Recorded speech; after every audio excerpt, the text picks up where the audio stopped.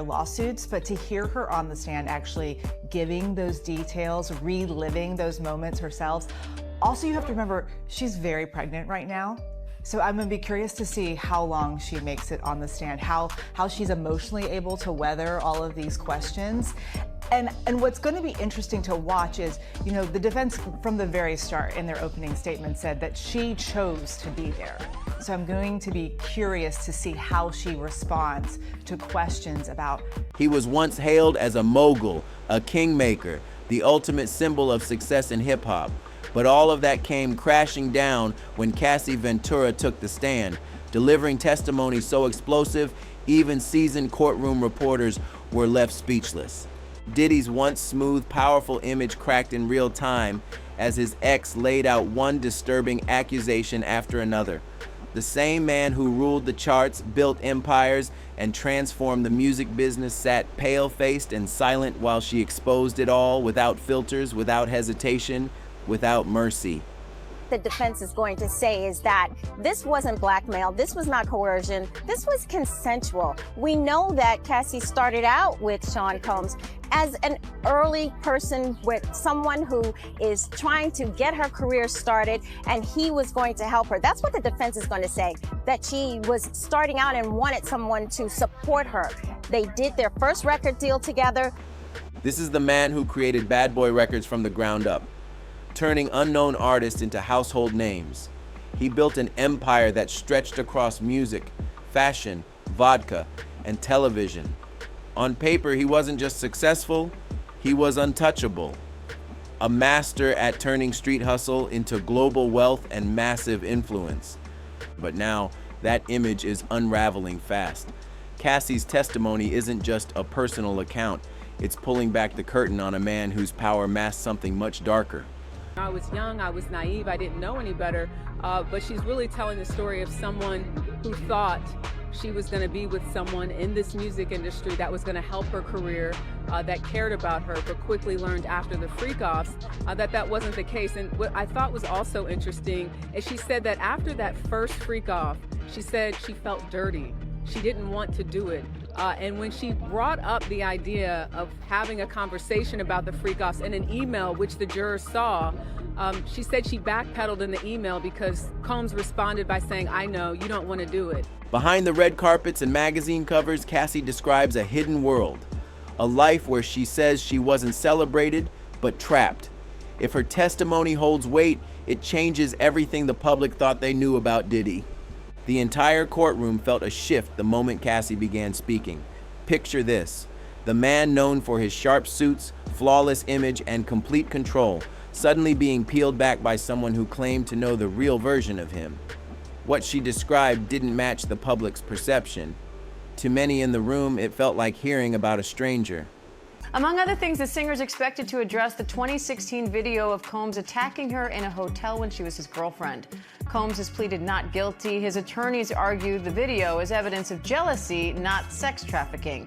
And now for the first time, jurors are hearing what Cassie has to say about that and other aspects of their 10-year relationship. At some point in time, she actually had said that she looked forward to the freak-offs. Why did Cassie express looking forward to these said freak-offs? When the prosecution asked her, was there ever a time that you enjoyed the freak-offs? This is when Cassie got choked up and she said, "I did, but only because I got to spend one-on-one time with Combs, and I really did love him." And that is speaking to the psychological abuse. When Diddy walked into court on day 2, he looked every bit the billionaire boss. Surrounded by top-tier attorneys, nodding confidently, even smiling as if he still ran the show. Fresh tailored suit, smooth entrance. He gave off the same polished energy fans we're used to seeing on red carpets. But as soon as Cassie began testifying, that energy crumbled. Witnesses say his presence shifted completely. The swagger disappeared. The calm, calculated demeanor faded quickly. Within 30 minutes, cracks started to show, and she was just getting started.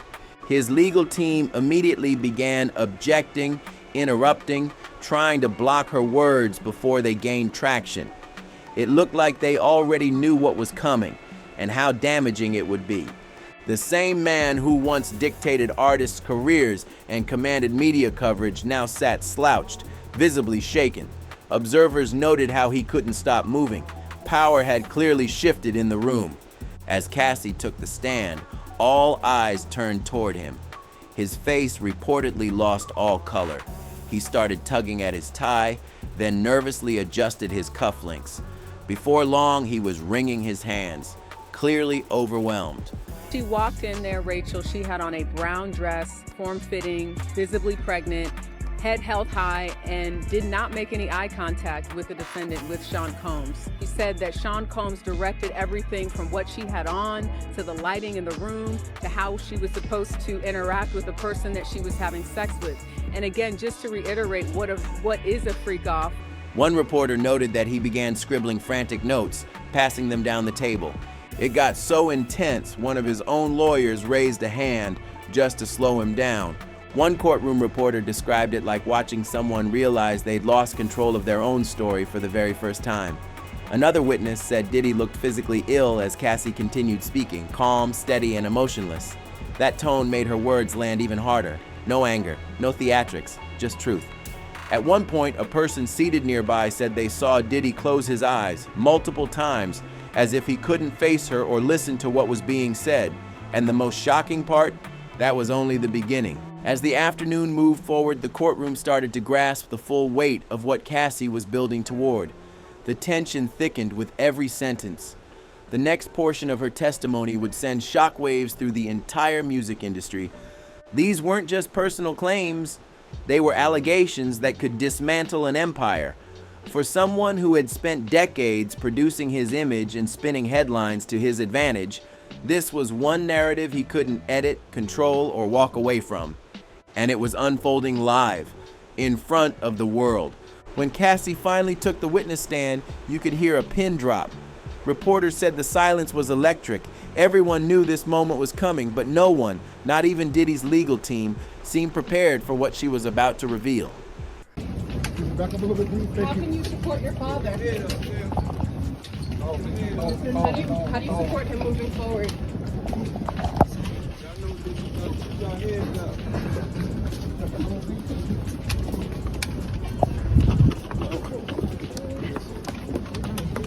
After years of staying quiet, Cassie had finally stepped up to the mic. She didn't start with drama. Cassie began her testimony slow, controlled, and that restraint made it hit even harder. She took the court back to where it all began. When she met Diddy at just 19 years old, he was already a giant in the music world, wealthy, connected, and influential. She was a young model hoping to break into music. The power gap was massive from the beginning, and according to her, Diddy knew it. She testified that he used that imbalance to his advantage early on.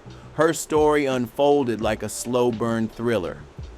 First came the check-ins, constant calls and texts to monitor her whereabouts. Then came the unannounced appearances when she was out with friends. It didn't stop there. Next was the career control. Cassie claimed he would threaten to shelve her music if she didn't follow his demands. She also said he sabotaged potential collaborations if he felt threatened by another artist's interest in her.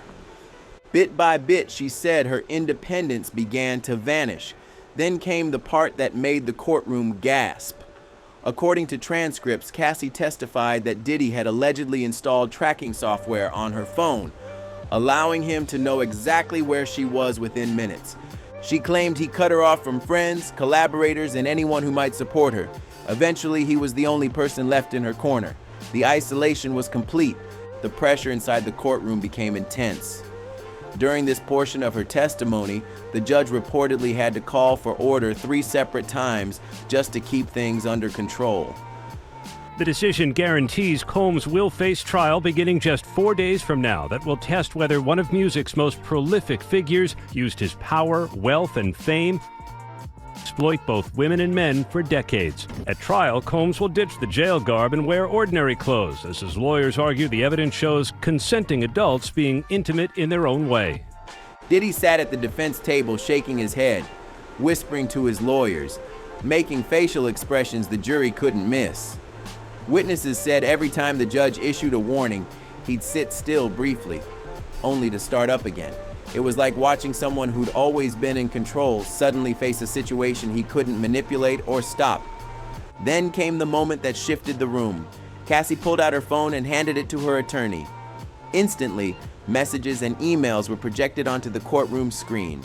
Diddy's reaction? Absolute shock. It became clear he had no idea she'd saved these receipts. The messages dated back years. Some allegedly showed him apologizing for violent outbursts.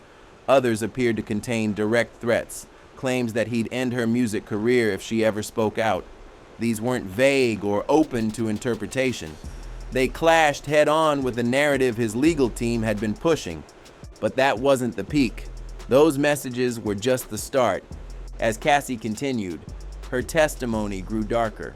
She began detailing instances of alleged physical abuse, spanning the course of their relationship. The room fell silent. She spoke about being slammed against walls during heated arguments. And then, the moment that stopped the room cold, Cassie testified that Diddy once pushed her down a flight of stairs at a rental home in Miami. The tension grew even more intense as she added another chilling claim. According to her, Diddy allegedly choked her on several occasions until she nearly lost consciousness, only letting go when her body went limp. The courtroom was visibly shaken. One woman on the jury had to quietly wipe away tears. The emotional weight in the room was heavy, and every eye remained locked on Cassie as she continued. One male juror couldn't even look Diddy in the eye.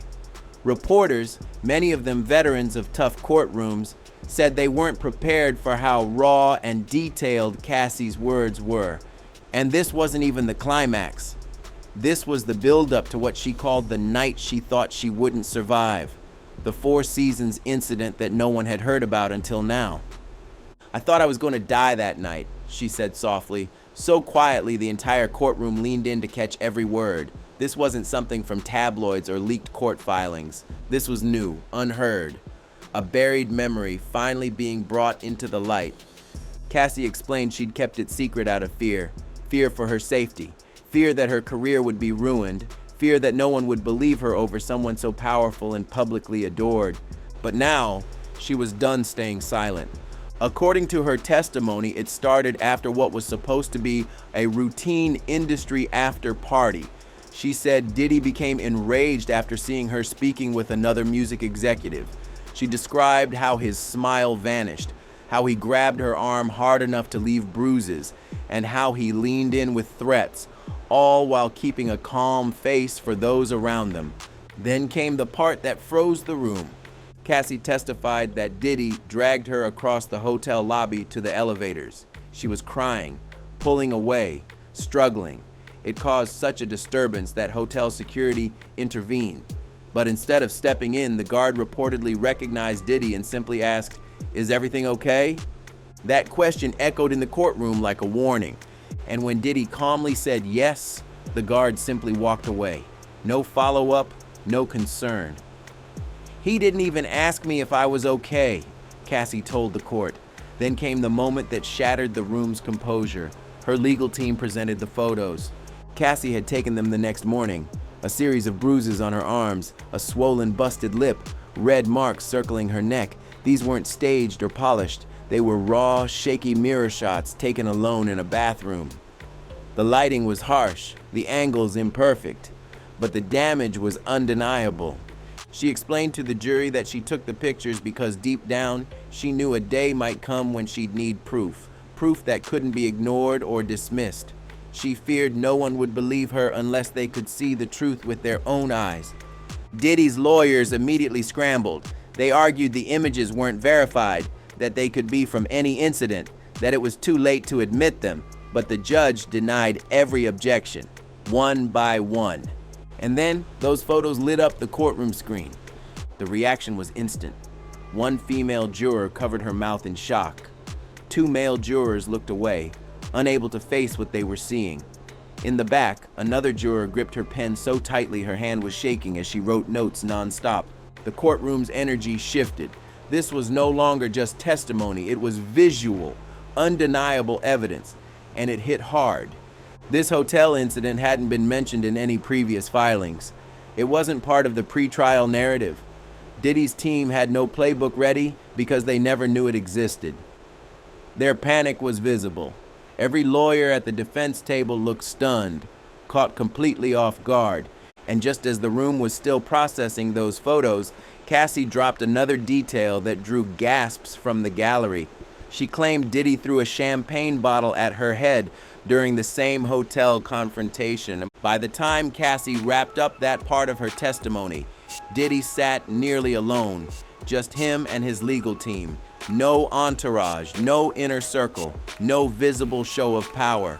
The wall of support that flanked him earlier in the day had completely vanished. The courtroom dynamic had shifted.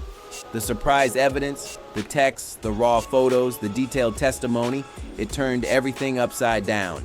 The man who entered the courthouse like royalty, like hip-hop's untouchable mogul, walked out looking shaken and exposed. Even his close security detail couldn't shield him from what had just unfolded. Because this wasn't just a celebrity telling her side of a personal story. This felt like a complete dismantling of Diddy's legacy, a legacy built over decades in music, fashion, and business. The calm delivery, the documented receipts, the support Cassie revealed she received, it all painted a picture that's now permanently embedded in the public record. At this stage, the question isn't just whether he'll win the case. The bigger question is whether his reputation will survive what the world just witnessed in court. If this chapter shocked you as much as it shocked the courtroom, make sure to like this video. Don't forget to subscribe for more major updates as this case unfolds. Drop a comment below, has the empire already fallen? And share this with someone who needs to hear the full story. See you in the next one.